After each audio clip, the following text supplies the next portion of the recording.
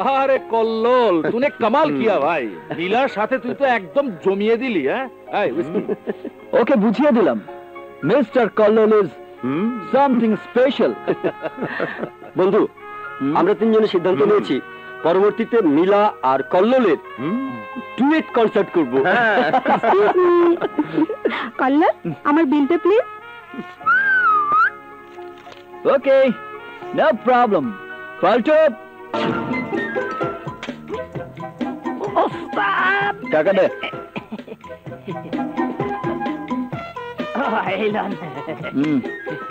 রাত হয়েছে, আজ চলে। আরে কি বলিস দোস্ত, the night is still young. Just come on, one pack from my side. না রে, আমি না যাওয়া পর্যন্ত ভাই ভাবি কেউ ঘুমাবে না। Don't worry, just one pack. এরপরে আর জোর করবো না। ওকে। আচ্ছা বন্ধু, আমার মাথায় একটা জিনিস কিছুতেই আসে না। তুই তো আর ছোট্ট শিশু নস, একজন তরতাজা তরুণ, এই শহরের রিনোন প্লে বয়। তাছাড়া তোদের এই বিশাল সম্পত্তির মালিক তোর ভাই তো আর একা নয়, তুইও অর্ধেকের মালিক, মানে 50% ওনারশিপ। তাহলে তোর আমোদ ফুর্তির জন্য তোর ভাইকে তুই প্রতিদিন কৈফিয়ত দিবি কেন? সে তার 50% দিয়ে সন্তুষ্ট থাকবে। দেখ গ্যাস, তোকে আমি আরো কদিন বলেছি আমার ভাইকে ছোট করে আমার সামনে কোনো কথা বলবি না।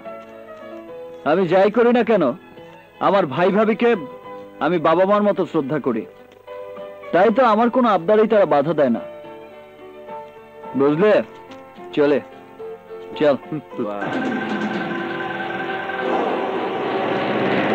আমার বুঝতো তখনই হবে যখন তোমার ভাই তোমাদের গার্মেন্টস ব্যবসার স্টক লটটা আমাকে দেবে।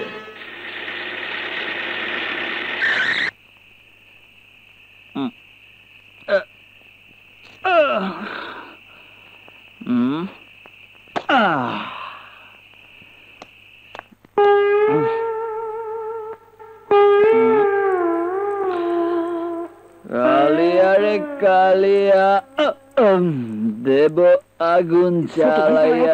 বড় ভাইজান করলাম ঘুমায় পড়ছে, সাবধানে যান। আচ্ছা তুই যা, আস্তে আস্তে যান, যান যান।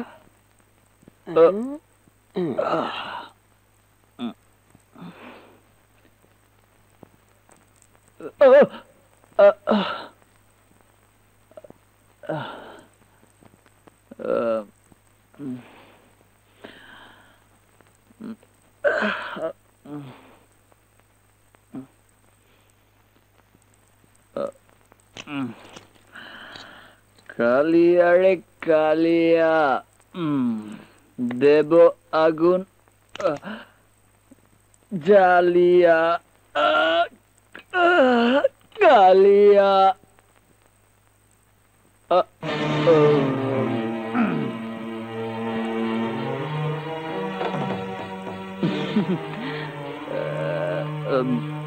ভাবি, তুমি কি চমকে উঠলে কেন? ইয়ে না, মানে রাত অনেক হয়েছে তো, ঘুমোতে যাওনি? তুমি বাসায় না ফেরা পর্যন্ত আমি কি করে ঘুমাই? কেন, তুমি কি আমার সাথে ঘুমাবে নাকি? সেই সুযোগ থাকলে তুমি এমন হতে না। ভাবি, আমি এমন কি হয়েছি বলো তো? কি হলো, মুখে হাত দিয়ে মুখ ফিরিয়ে নিচ্ছ কেন?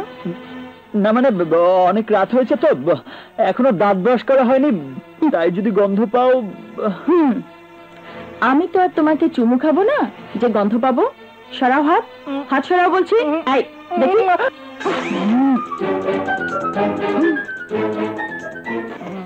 আচ্ছা, তুমি তো জানো তোমার ভাইয়া হারাম কোনো কিছু পছন্দ করেন না, প্রতিদিন তোমাকে বোঝান, বকাবকি করেন, তারপরেও তুমি মদ খেয়েছো। আজ তোমার ভাইয়া জানলে কিরকম রাগ করবে ভেবে দেখেছো? প্লিজ ভাবি, ভাইয়াকে জানতে দিও না। কেন? আমি কোন কারণে তোমার ভাইয়ার কাছে তোমার মদ খেয়ে ঘরে ফেরার কথা গোপন রাখবো বলো? ভাবি, আমি ঠিকই তোমার ভাইয়াকে বলে দেবো। ভাবি, জন্মের পর মাকে হারিয়েছি, চেহারাটাও মনে নেই, মা কেমন হয় জানি না। তুমি যখন ভাবি হয়ে এ বাড়িতে এলে তখন থেকেই তোমার স্নেহ, মায়া, মমতা আমার মনে হয়। মা বোধ হয় এরকমই হয়, তোমার মতো।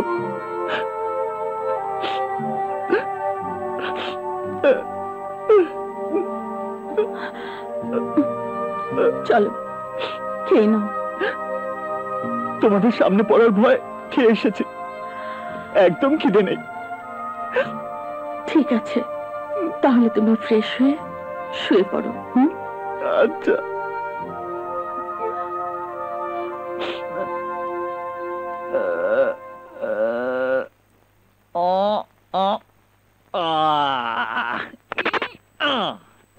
কালিয়া রে কালিয়া, দেব আগুন জ্বালিয়া।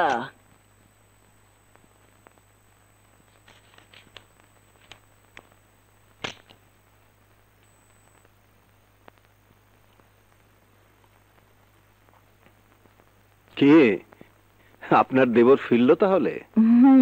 মানে ও বললো ওর বন্ধুর বাড়িতে পার্টি ছিল, তাই ফিরতে একটু দেরি হয়ে গেল। দেখো ইয়াসমিন, আমাকে বোঝাতে চেষ্টা করো না। আমি একটি কর্পোরেট অফিস চালাই। আমি নিজে অনেক কিছু থেকে বিরত থাকলেও অনেক কিছু বুঝতে পারি। আমার স্নেহের ছোট ভাই কখন কি করে বেড়ায়।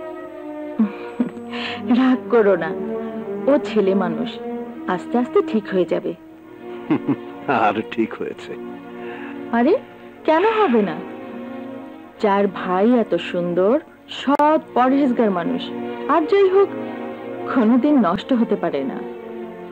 আচ্ছা ঠিক আছে, রাত হয়েছে, শুয়ে পড়ো। ইয়া আল্লাহ। না জান, তোমার সাথে কথা না বলে ঘুমাই কি করে বলো? আচ্ছা কল্লোল, একটা মানুষের কয়টা জান থাকতে পারে বলো তো? অন্য কারো কথা জানি না, তবে আমার দুটো। কি বললে? হ্যাঁ, মিথ্যে বলিনি। আমার নিজের জান একটা, আরেকটা তুমি। ও তাই বলো। আচ্ছা কল্লোল, আমার না কিছু টাকার দরকার। ও তাই? আরে এ তো সামান্য ব্যাপার। সামান্য না, 1050 লাগবে। সে তুমি ভেবো না, আমি সব ব্যবস্থা করে দেব। Thank you, thank you my জান। Bye bye. الصلاة خير من النوم. الصلاة خير من النوم. الله أكبر. الله أكبر. لا إله إلا الله.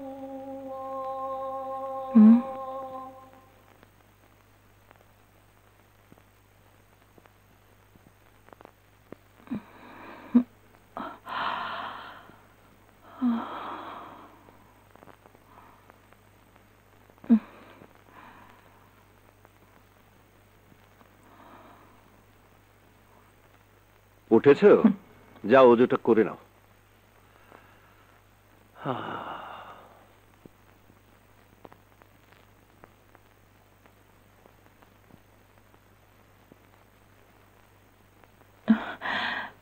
থাক না। কি থাকবে?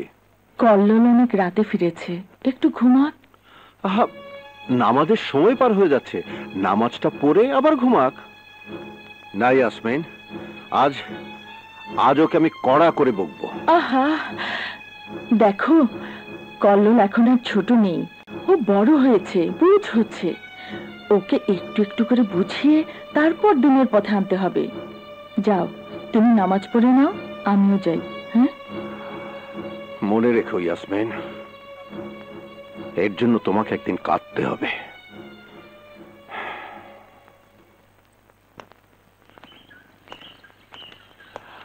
আসি তাহলে।